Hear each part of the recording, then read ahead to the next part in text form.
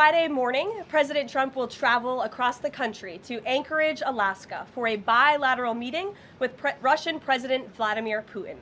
The brutal war between Russia and Ukraine broke out under Joe Biden's incompetent leadership, but President Trump is determined to try and end this war and stop the killing.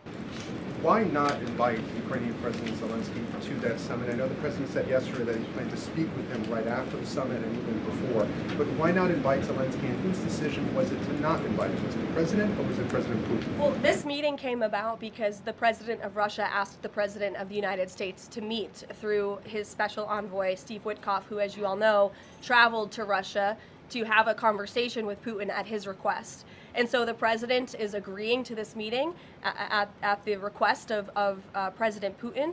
And the goal of this meeting for the president is to walk away with a better understanding of how we can end this war. And the president said at this podium yesterday when he joined all of you in the room that he hopes in the future there can be a trilateral meeting with these three leaders to finally bring this conflict to an end.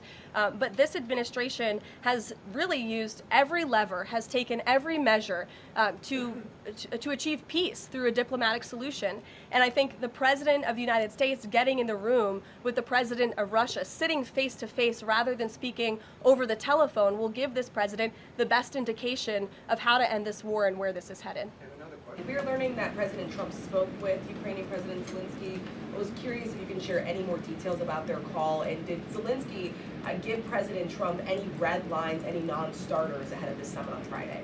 Look, I don't want to reveal the private conversations between the president and President Zelensky, but what I can tell you is that the president has deep respect for all parties that are involved in this conflict and are trying to bring this conflict to an end. After Special Envoy Witkoff returned from his meeting with President Putin in Russia, his first phone call was to President Trump.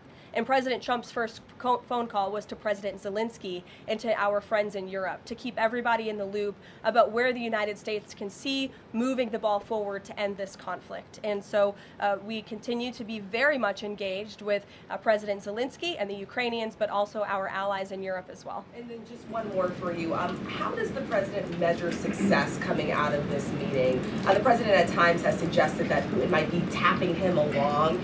Is he prepared to walk out of this meeting if he senses that Putin is not serious about ending this war? I think I just answered that question for you and what the goal and the expectation of the meeting is. And I won't jump ahead of any hypotheticals, and I'll leave it to the president to speak to all of you after the meeting, which I'm very confident he